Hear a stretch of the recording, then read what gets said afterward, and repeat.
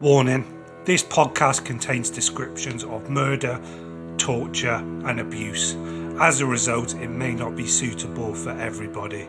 Richmond, London, England. A town in southwest London, 8.2 miles southwest of Charing Cross. It is on the meander of the River Thames, with many parks and open spaces, including Richmond Park, and many protected conservation areas, which can include much of Richmond Hill. A specific Act of Parliament protects the scenic view of the River Thames from Richmond. Founded following Henry VII's building of Richmond Palace in the 16th century, from which the town derives its name. During this era, the town and palace was particularly associated with Elizabeth I, who spent her last days there. Listen to the hometown murder case of Julia Martha Thomas, dubbed the Barnes Mystery or the Richmond Murder by the press as one of the most notorious crimes in the Victorian period of the United Kingdom. Thomas, a widow in her 50s who lived in Richmond, was murdered on the 2nd of March 1879 by her maid Kate Webster, a 30-year-old Irishwoman with a history of theft. Webster disposed of the body by dismembering it, boiling the flesh off the bones and throwing most of the remains in the River Thames.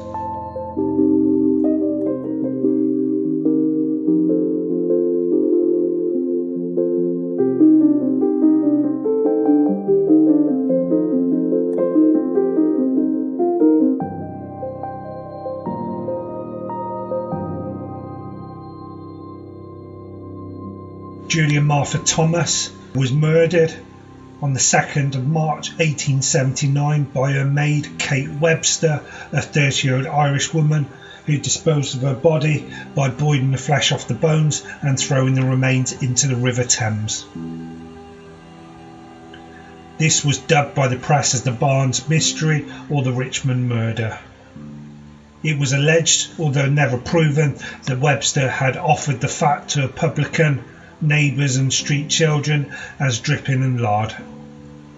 Part of Thomas's remains was subsequently recovered from the river.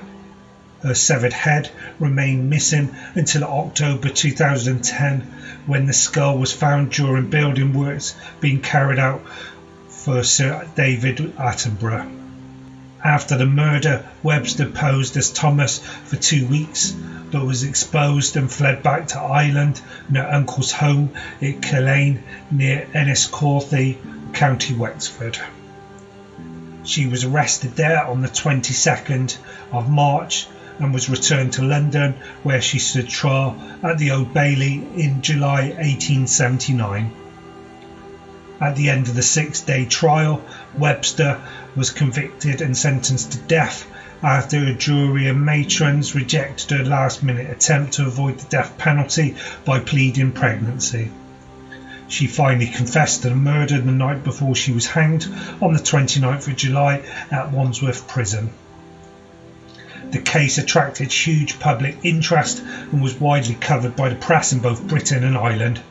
Webster's behaviour after the crime and during the trial further increased the notoriety of the murder.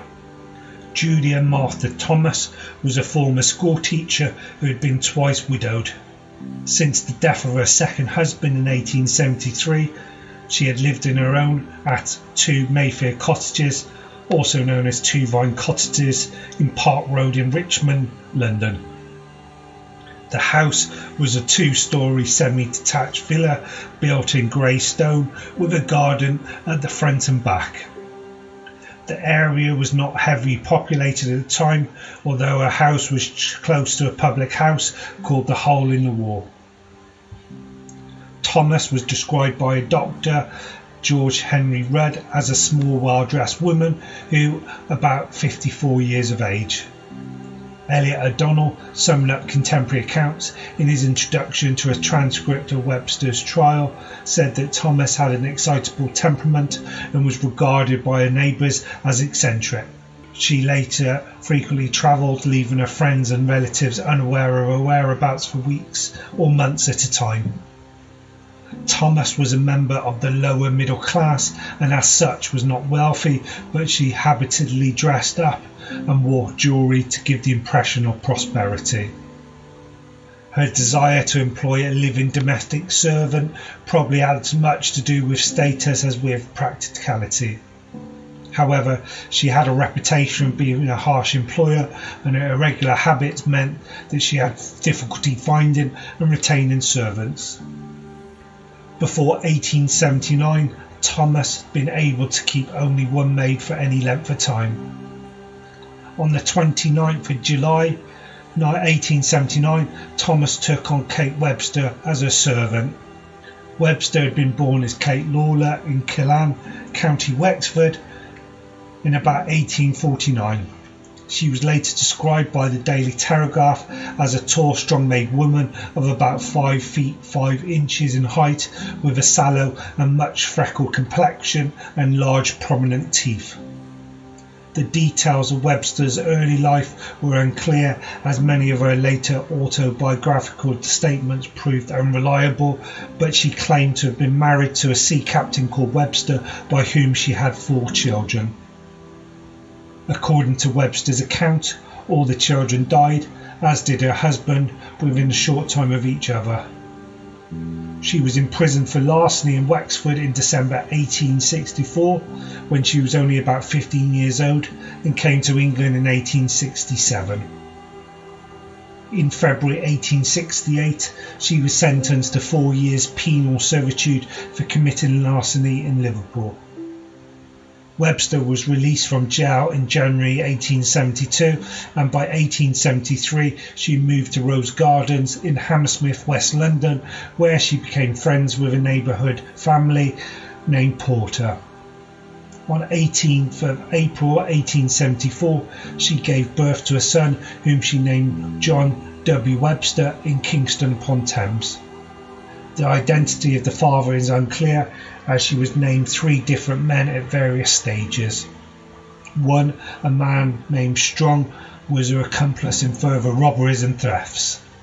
She later claimed to have been forced into crime, as she had forsaken by him and committed crimes for the purpose of supporting myself and child. Webster moved frequently around West London using various aliases, including Webb, Webster, Gibbs, Gibbons and Norther. While living in Teddington, she was arrested and convicted in May 1875 of 36 charges of larceny. She was sentenced to 18 months in Wandsworth Prison. Not long after serving prison, Webster was arrested again for larceny and was sentenced to another 12 months imprisonment in February 1876. Her young son, who cared for her in absence by Sarah Crease, a friend who worked as a chairwoman for a Miss Loader in Richmond. Mindblown History is a new historical podcast. It's from the makers of Hometown Murders and Brief History podcast. It's quick 5 minutes historical podcast, only 2 episodes a week, and you'll get your interesting facts and figures about history. Listen now anywhere you listen to your podcasts.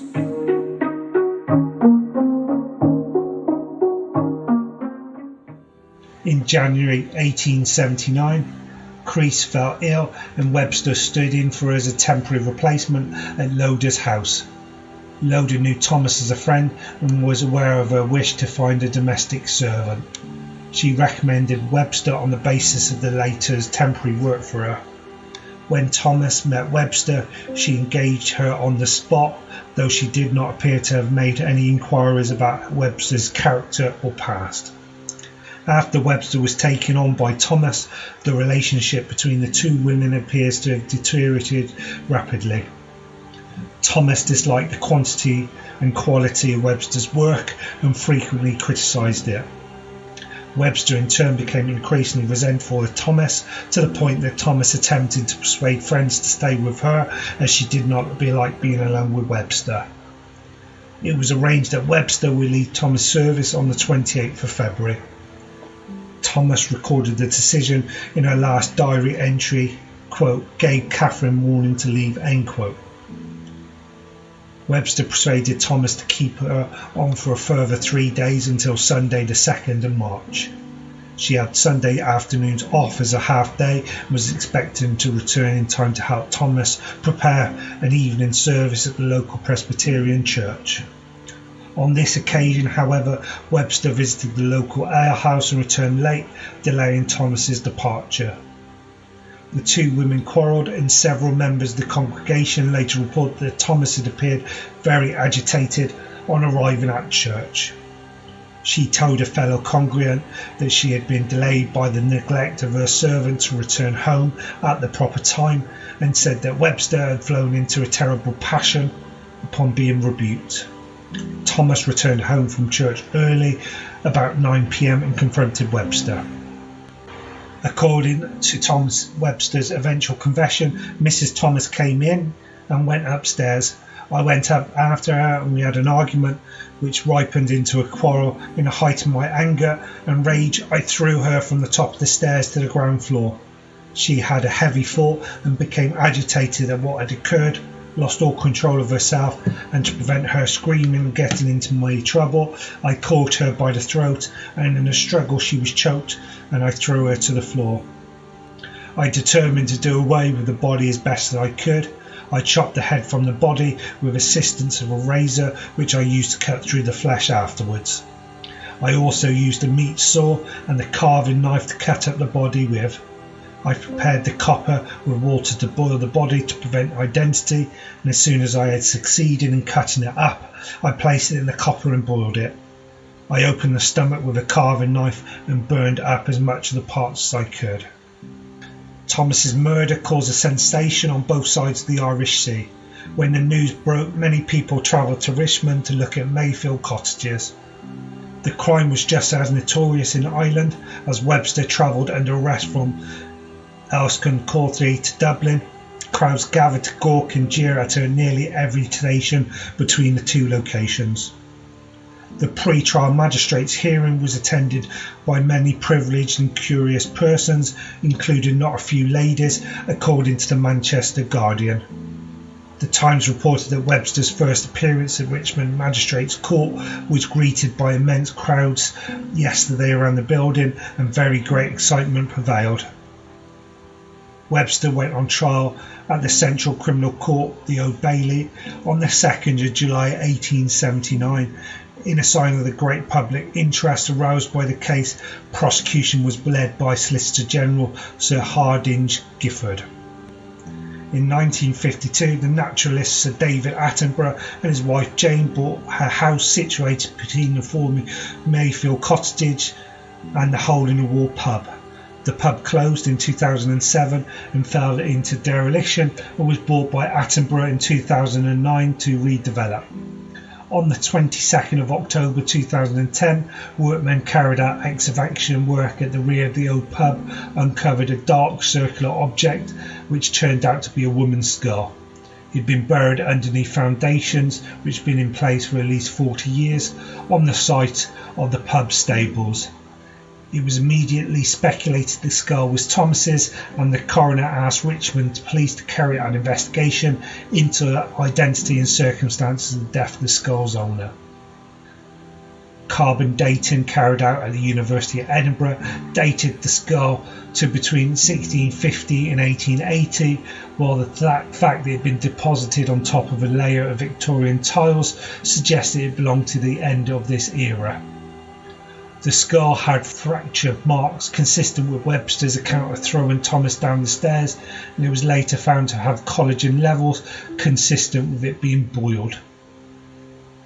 In July 2011, the coroner concluded the skull was indeed that of Thomas.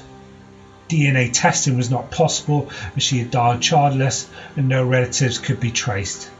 In addition, there was no record of where the rest of the body had been buried. The coroner recorded a verdict of unlawful killing, superseding the open verdict recorded in 1879. The cause of Thomas's death was given as asphyxiation and a head injury.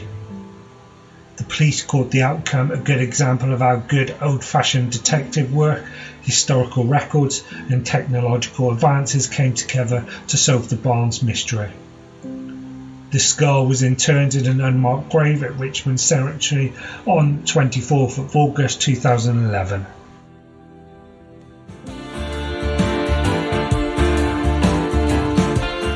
Thank you for listening to this episode. This is a Need Media production. We produce Hometown Murders, Mind-Blown History and a Brief History podcast. The episode is written and hosted by myself, Andrew Knight, and music, sound and editing is by Harry Edmondson.